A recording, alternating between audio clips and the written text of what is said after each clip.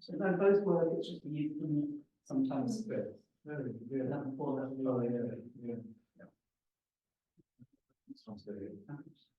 So, Ellie, am I right in your chair? Right? Yes. That's right. Good.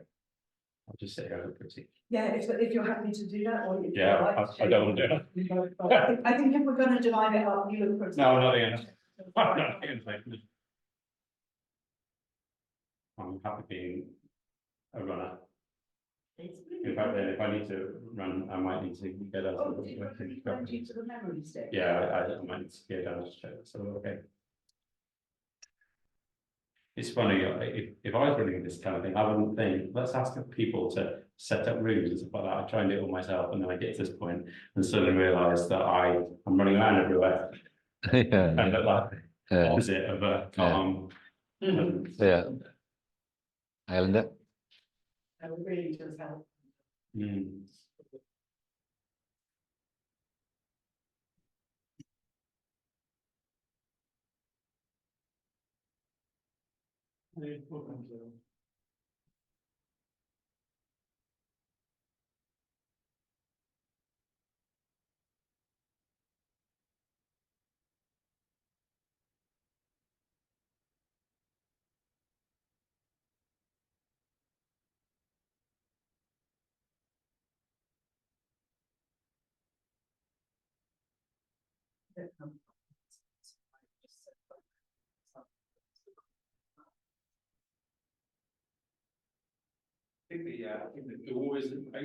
Yeah, well, Josh is down there, and Grace is down there, so it should be all right. I was just thinking exactly that and thought, I'm probably the least useful person to be doing that job. I've decided it's a metaphor for the church. We're It's all really hard to get in unless there's somebody inside actually letting you in. Yeah. And lots of people in the glass room upstairs looking at you trying to get in. Yeah. All those poor people out there. Yeah. They can see it. Yeah. There's a big poster in the window saying you're welcome. Yeah. I got this great story about a church. They realised that their lich gate was always shut, and they wanted to open it, but then when they tried to open both sides, one side hit against a flagstone and wouldn't open. So that took like 3 months to get the guy in to lower the flagstone. And then when they opened this up in the PCC, people said, well, if we let people into the churchyard, we'll need insurance for that, won't we? Because if they fall over, we'll be in dead trouble. We can't do that. Well, they got over that one. But then when they started opening the gates, they just kept being shut again. And they finally did some listening in the village. And everyone said, well, the gates were always shut. So we walk our dogs by there. And of course, we see the gate open. We think, oh, that should be shut. Yeah. Even the people not in the church are making it exclusive. Yeah, That's what the church is. exactly. So they had to put a thing in the church magazine, the village magazine, saying, the gates are open. It's okay. Leave them open. In previous church in York, we had a lady called Weenie who was in her 90s who ran the church, as you do. And if people walked across the grass of the churchyard, would come out to church kitchen with a knife. You know. Let's make this up. Yes, sorry, I'll stop telling stories. Thank you so much for being here. Welcome. My name's Ellie, and I'm facilitating this session. We've got an hour and 15 minutes of this session. So I think we'll be finishing about 10:45.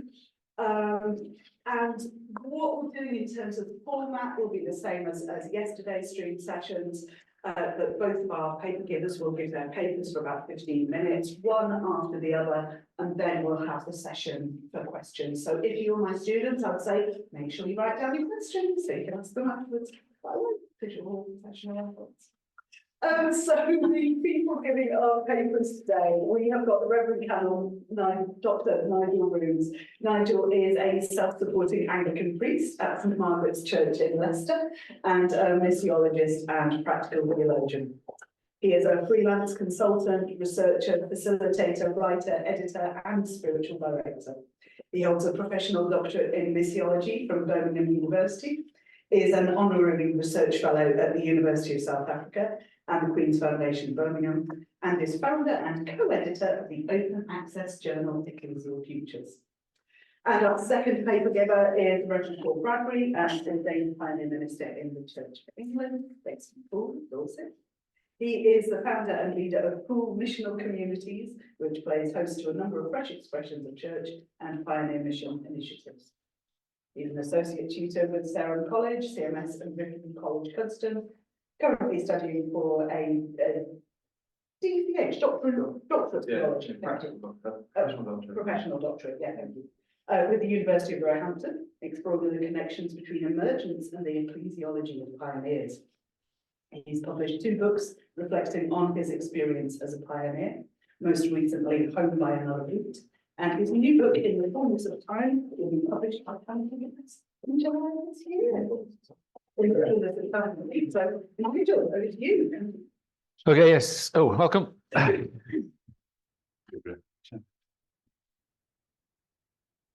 So, my title is A Missiologist Reads Andrew Davison's Participation in God, which I will share around in a minute. I want to ask what we're learning from that work. No, it's just stopped working again. Why does it do that? I've got to press that one, have I? Just try that, yeah. Oh, yeah, all right. So I've got an introduction. There's a few other things to say about me. I worked in Tanzania for 7 years, which I think in this kind of work is significant. I think people who've worked cross-culturally get what this work is about a bit quicker.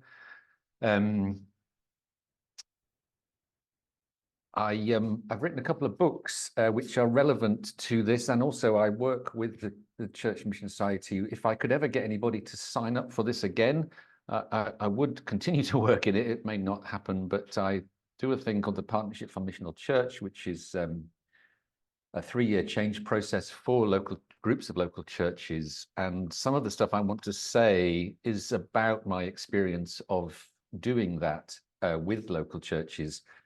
We've worked with over 150 churches over about 12 years in the UK. And so I do have some experience of how churches change or not, as the case may be, because they resist it like mad.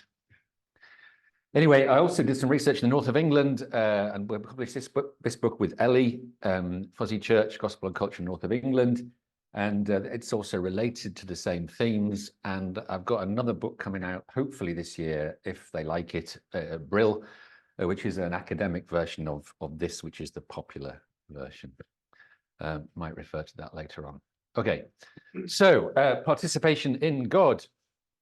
Andrew Davison is a systematic and philosophical theologian. He has an enormous title at some Cambridge college. And I'm in awe of all that stuff.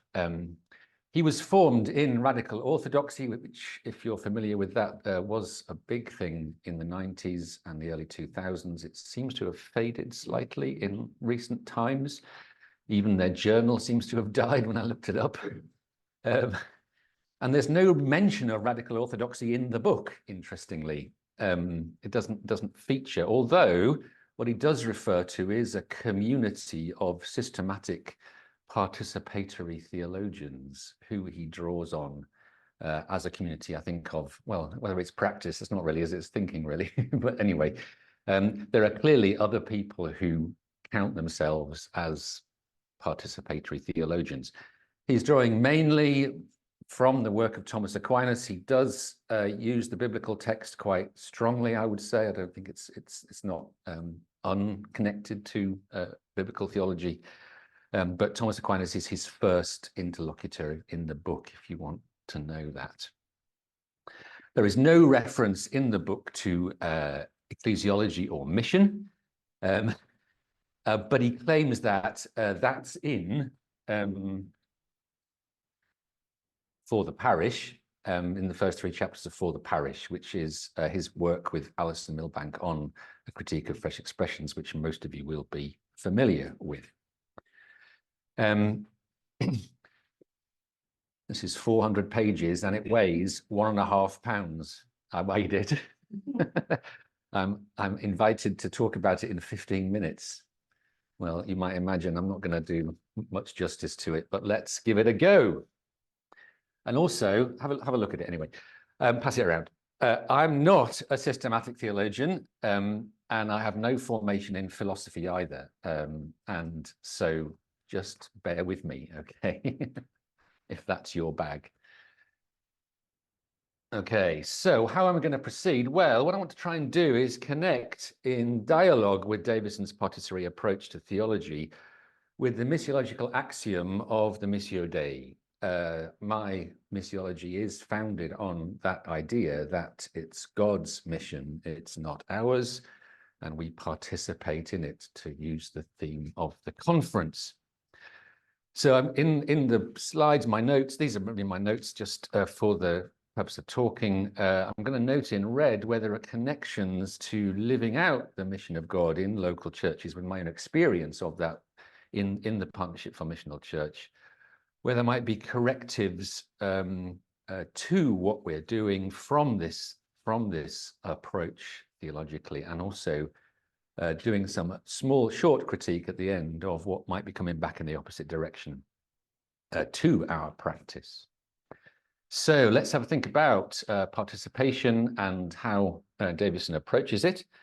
What's the argument? What's the definitions? He goes back to Greek philosophy and asks, what is the cause of things?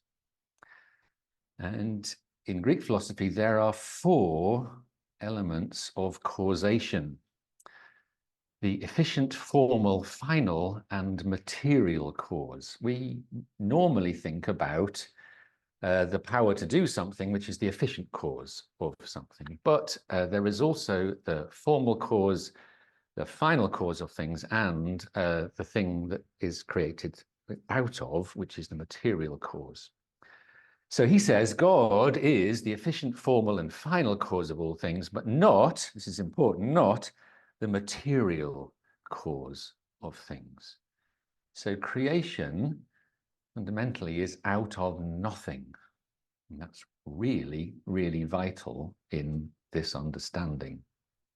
Therefore, all reality, the created world, which we are part of, is about sharing in God's being and receiving the gifts of God's creation. It's all gift, folks. It's all gift. And therefore perceiving all things in relation to God as their source and goal. So beginning and end, Alpha and Omega, that's part of the whole thing. So creation is not a change. There is no that from which creation came. It is radically ex nihilo, out of literally nothing. And so creatures are what they are because they receive their being from God. This is in Latin, the analogy of being. We only exist because God gives us that existence as gift. We participate in that gift. And God's being is differentiated in the relationality of the 3 persons, which is reflected in the differentiation and the relationality of creation. And that's a beautiful thing in itself. God is the very act of being. Now that's a paradox, isn't it? God is the very act of being. But that means that God is more a verb than a noun. I don't know if you've ever seen Rupert Short's little apologetic book. Its title is God is no thing, but not nothing. Yeah? This is the idea that the act of pure being it expands my imagination anyway about who God might be. And so again, our creationalness is always by participation in that being. We have partnership in God, and we can call that different things: communion, koinonia, whatever we want to use. And in our work in local churches, what we start off by saying is, God is our primary partner, well, in mission, but also now, of course, in these terms, in our life. God is our fundamental primary partner, always, in everything that is and has its being. And that's such a massive shift for people to understand when they think it's all down to them to save the church, for goodness sake.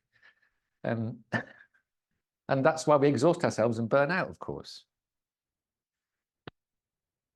There's lots more I can always say about this stuff, but I'm trying to keep it down to 15 minutes. Anyway, so I think Davison's book is what I would call helpful in what participation as theology affirms. So what does it affirm?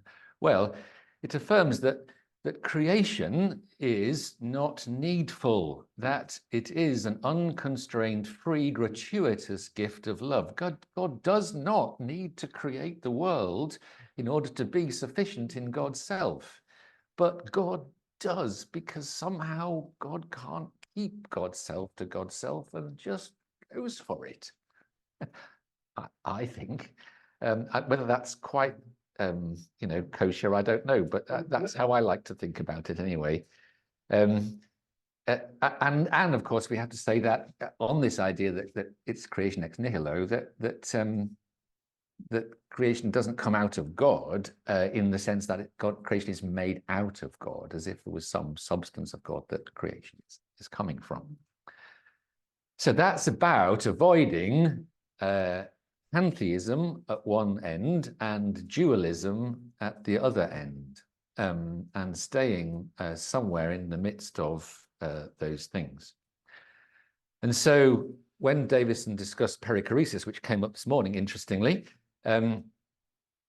he says the relations in God are about dynamic flow and mutual indwelling, rather than the idea of dance, which is one of the popular ways of describing the relations in God. He has a footnote about that, interestingly. But indwelling is important and related to the stuff we were hearing this morning about abiding, and yesterday about abiding and dwelling, and we'll say a bit more about that. So the source and goal, the beginning and the end of creation, is in willing love. Is the willing love of God, and that's the closest we get in this book, I think, to the language of reaching out and mission. This idea that creation is God's overflow in willing creation into being. So I often say to people in churches, God crosses the boundless boundary of God's self in the overflow of creation, which in missiologist terms makes God missionary in God's very nature, if we define the missionary as the one who crosses a boundary.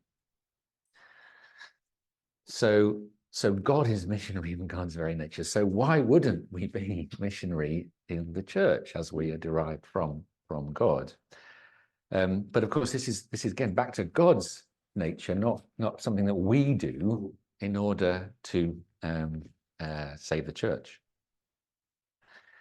And so dwelling is I think it's a really great image, idea, metaphor, another way of expressing participation. I always go back to John 1:14 because I think it's really key in all of this. And we have two practices in the Partnership for Missional Church, which we call dwelling in the Word, which is how we read the Bible together in community, and dwelling in the world, which is how we make public relationships in the name of the church.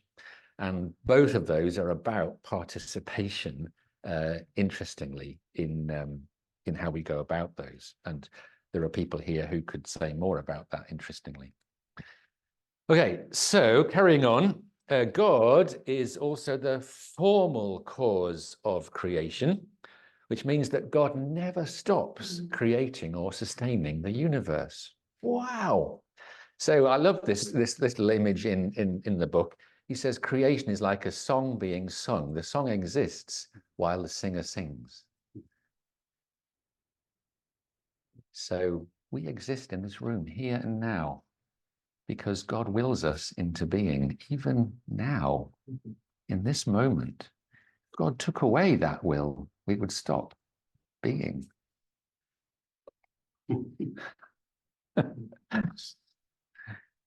So our being is only being in every moment by participation in God's creative being.